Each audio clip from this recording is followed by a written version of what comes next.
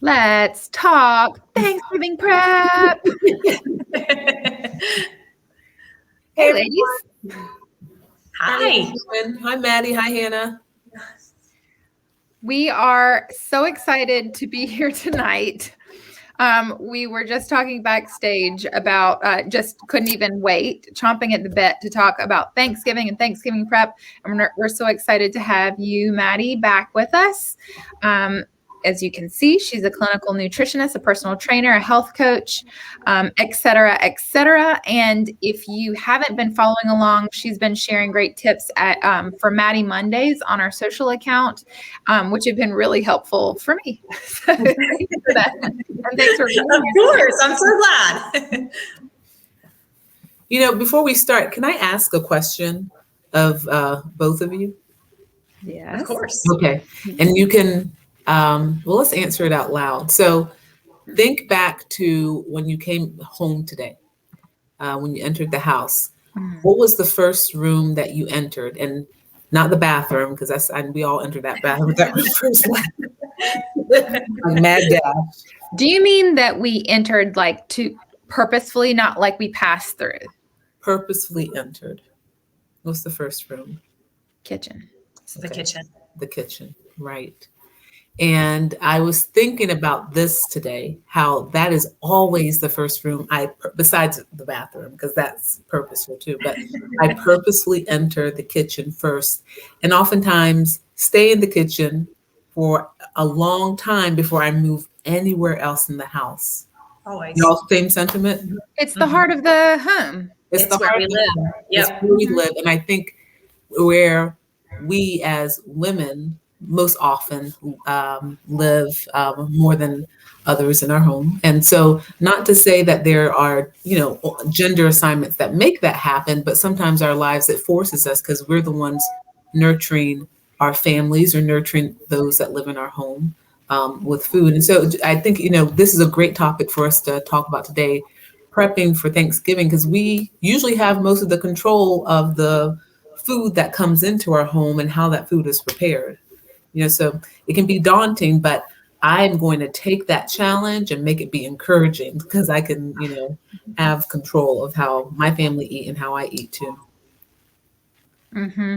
Mattie, you talk a lot about reframing. And so I've started to take that in for myself and thinking about just reframing, as we start to host people in our kitchens again. I'm trying to get the calcium off of the glassware that's just been accumulating while I have not been hosting all this time. And I'm just trying to reframe what it is for me to be in the kitchen. So, because I've had a resentful relationship to the kitchen. So. Absolutely. Which may be what people are coming to us with. What questions have people had for you? Have your clients been talking to you specifically about Thanksgiving or not specific? I think Thanksgiving is something that everyone's looking forward to in a sense. Lately, a lot of my clients have just been talking to me about kind of being tired of meal prep. And I think that the daylight savings time really threw everybody for a loop and it getting darker earlier.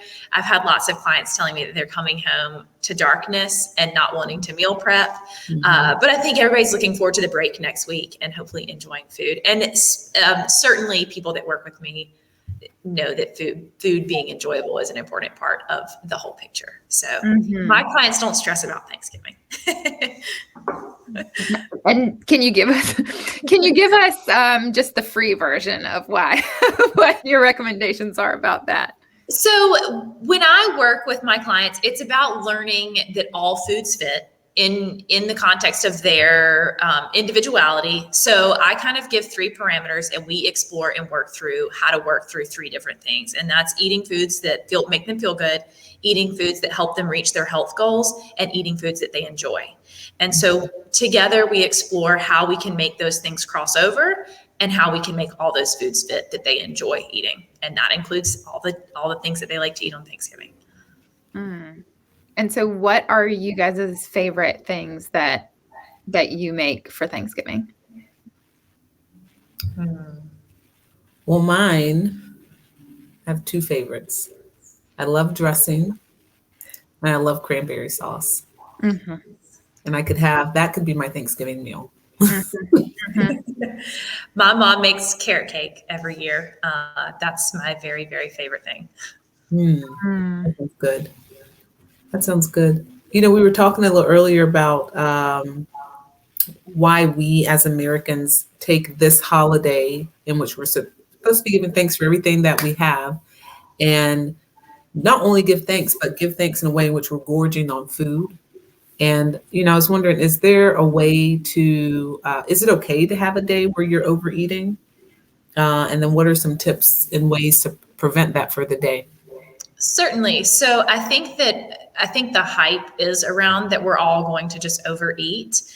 It doesn't necessarily have to be that way. And sometimes overeating is a basic physiologic response to not eating enough previously.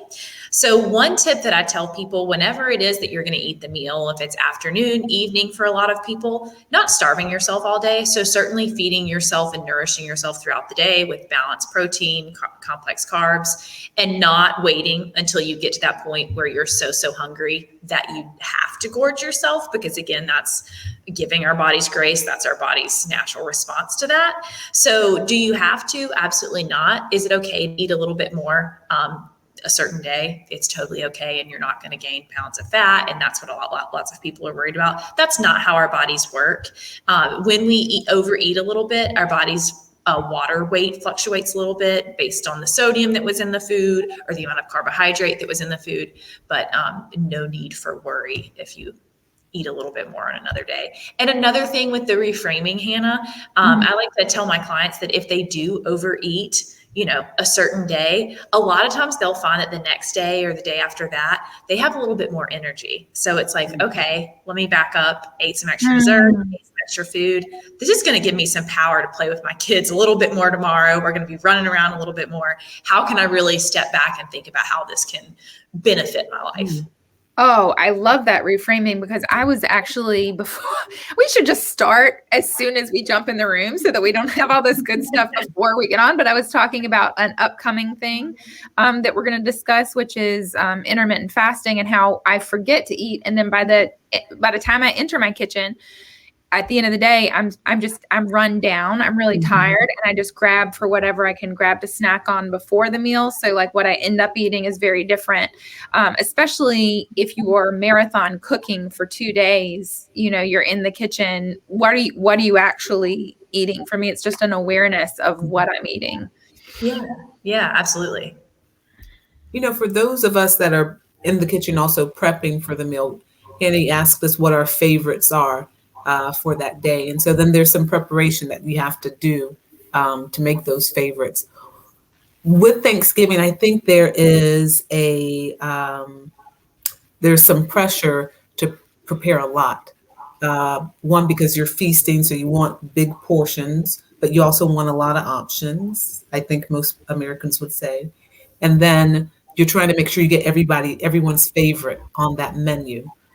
What are your thoughts about that? Like, how can we simplify what we are putting on the table, but still give that same bounty, I guess, as far as looks, but also feel, and then also that same level of satisfaction that we're looking for ourselves and then also our guests? Yeah, that's a really good question and really tricky. Going back to kind of client interactions, I have a specific family that I work with, and they all have very different eating preferences and eating patterns. And we were talking about how they could build a meal together that kind of worked for everybody. Mm-hmm. And what we could come up with is, again, making sure that everybody had their favorite, whether that be every person kind of comes up with their favorite meal and partakes in helping prepare that, which also brings the family together and makes it more of the experience that we're probably actually looking for, rather than just having all this excess food. But again, stepping back of why are we celebrating this holiday and how can you guys come together as a family? And it's not an argument, but it's actually something fun that they can enjoy, even though they all like very, very different foods and need very different foods. Mm-hmm. I love that. I'm going to use that in my just day-to-day kids prep for lunches. They both have such different preferences. So to get them to come together and contribute like that's really good. Yeah. And that does work for kids, giving them the power to decide sometimes. Mm-hmm. Feeding children can be tricky, but Knowing that they have the power to decide what they eat is huge. It's huge in their mind. Yeah, that's Right. true. And I think I've seen them feel more empowered to try things that they've helped prepare as well. Yes. So just thinking through in advance what I trust them to help prepare. One of my favorite chefs has a Thanksgiving kind of special and hotline, and you can reach out and ask questions. And one of the things she recommended was also just thinking ahead of the Tupperwares or stuff that you're going to hold the leftovers in, because it's really nice on a day where I've cooked and cooked and cooked, then the next day I don't want to cook and cook and cook. Right. So to think of that leftovers, like, and being able to send that to anybody that you've been able to celebrate with, thinking of like, oh, this person was really looking forward to this meal, so I'm going to be able to send that back. And I don't think of that. And then always at I'm trying to like get rid of the last bits and like trying to make my husband polish off the last of something. Yes, that's so true. Another thing that I had someone tell me this week was that they were going to have people BYOT, bring your own Tupperware for Thanksgiving, so that everybody can take home what they want to take home. I think that's brilliant, because you're always scrounging for the random Tupperware and containers at the end of the meal. I thought you were going to say bring your own turkey, and I was like, bold, and I like it. That has to be the least favorite part for me of the meal is the Tupperware dash. Finding the matching tops, or just dealing with figuring out how to get all of the Tupperwares in the refrigerator to fit them in for what we're saving. You know, one common question I think a lot of people ask or think about is the fatigue after the meal. And there's some theories on why someone is fatigued. Is it what you ate or how much you ate? What thoughts do you have about that, Mattie? So yeah, I think that's the turkey tryptophan, kind of a little bit of a myth. So turkey does have a lot of tryptophan. Tryptophan is an amino acid that does help with sleep regulation. But alone, just eating turkey, we don't really get that sleepy feeling. We need the addition of complex carbs for that tryptophan to get where it needs to go. So for our neurotransmitters to work correctly. So whether it's a combination of eating that turkey with those sweet potatoes and whatever other carbohydrates we had at that meal that kind of induces a little bit of that sleepiness feeling, or if it's just that we ate a little bit more than normal and we're feeling sluggish and our blood sugar's a little bit off, that's probably more of what's going on. One thing that I can recommend, blood sugar does tend to go up after we've eaten a lot of carbohydrates or a lot of sugar, which may happen on Thanksgiving. Going for a walk around the block can help mitigate and flatten blood sugar out really quickly. And you might find that you feel energized and really good after the meal instead of feeling so sluggish. So it's multifactorial, but the fact that like we go to sleep after we eat turkey is not quite accurate. So then can I ask about the role of stress as it relates to both eating different amounts than you might normally eat, and then also maybe the sleepy response? Does that play a role? So stress, what do you really mean by that? Oh, I mean, perhaps you're getting together with family that's stressful, or hosting people. I think there's just a lot of instance for either social anxiety or making sure everything comes out and is hot at the same time. It's an unusual day and it's a celebratory day, but that might the other side of that same coin might be it's a stressful day. Absolutely. And are you asking like in terms of like overeating and stress? Yeah. So certain emotions definitely lend themselves to that. And that has been proven in certain research studies. So emotions like stress, anger, and happiness actually have been linked to people eating more and eating past fullness. So definitely something that could be happening. It's also a coping mechanism. So again, reframing that of, okay, I've spent hours in the kitchen. I was hoping it was all going to come together. I have all these people in my house. We're coming off of COVID and I haven't hosted in however long. Of course you're stressed, and a response to your body is to feed your body in any state of stress, whether that be, work stress, lack of sleep, family stress. Your body's trying to have you. And so again, giving yourself grace, reframing that, stepping back. Okay, got it. That's a totally normal response. That's a really good question, Hannah. I think we oftentimes forget that there is stress in planning an event and then also executing an event, especially when the centerpiece of the event is the food that you're making, you know. Yeah. So, yeah, that's a really good question. And Mattie, I love how you say give yourself grace, which is true. In that kitchen, give yourself grace as you're thinking about preparing your meal. Give yourself grace, even as you're putting that pound of butter in the bowl for your pound cake. Yes. Give yourself some grace. Is there a healthier meat than turkey? I mean, is turkey pretty healthy itself? We do a lot to it that probably makes it unhealthy, but is it a healthy meat? And is there some way that we could still get the nice juice out of it without, I guess, adding too much to it, but that keeps it as a healthy meat? Yeah, so using things like broth and onions and different types of vegetables to flavor it and keep it moist is really important. Also, keeping the skin on any type of poultry that you're cooking when you're cooking it, and then taking the skin off of it after you eat it is a great way to preserve the flavor. And then after that, not get all of that saturated fat in the turkey. There's white meat and dark meat. White meat's a little bit more lean. Dark meat has a little bit more fat in it, but also a little bit more B vitamin content. So it's a little bit richer in nutrients, but a little bit higher in fat. So they're both great options. It's kind of like what's better for me. I think the dark meat tastes better. So there's that. B vitamin. But yes, ultimately it's a great, very lean choice. Okay. Yeah.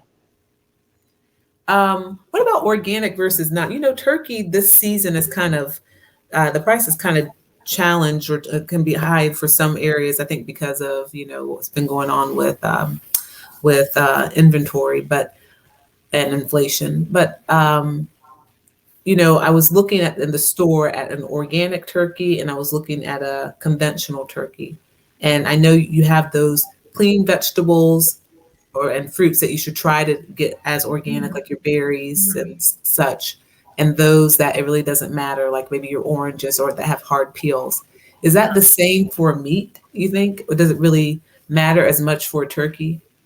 So I certainly don't want that to be the reason that somebody wouldn't buy it, that somebody would forgo it completely. Are you getting better quality? Are you potentially getting better nutrient content? Probably from an organic turkey, but you also have to be careful of where you're buying it from.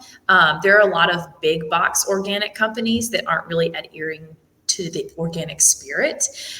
So ultimately, buying as local as you can from local farms is probably going to be your best bet, but certainly not a deal breaker if the organic piece is not in your budget. Yeah. And that goes for anything too, of like the clean 15 and the dirty dozen and the clean 15. I don't want anybody to forgo a produce item because they can't buy organic.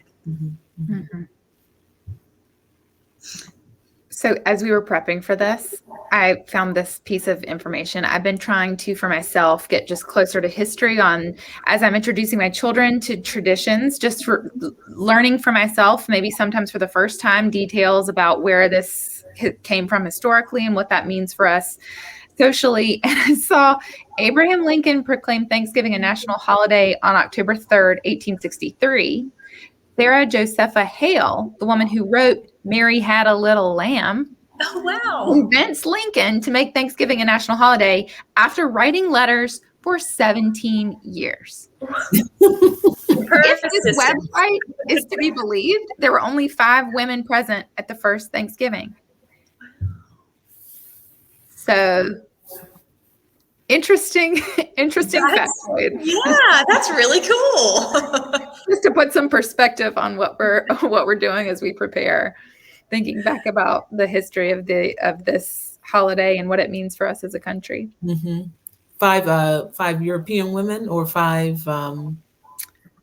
Good question.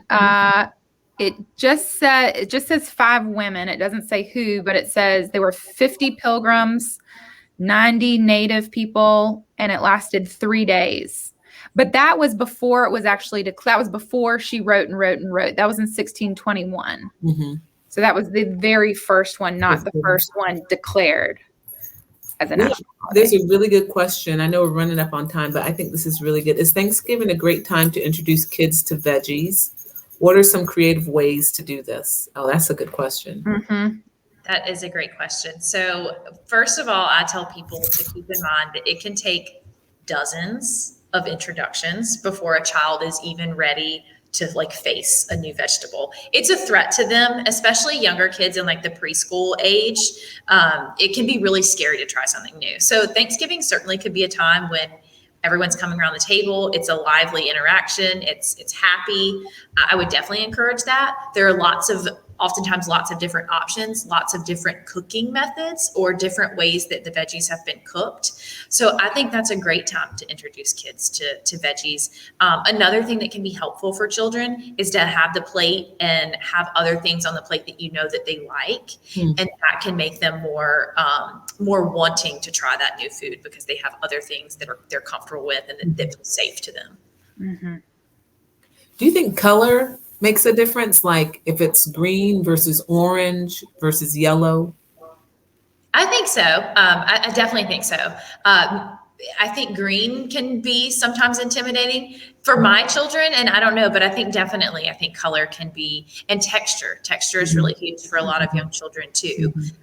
Something that I found that's helpful is giving kids dips and making it again fun, making the interaction fun and encouraging them, modeling for them, but things like dressings and yogurts and things that they can, utilize to make their veggie or their fruit taste good is also fun.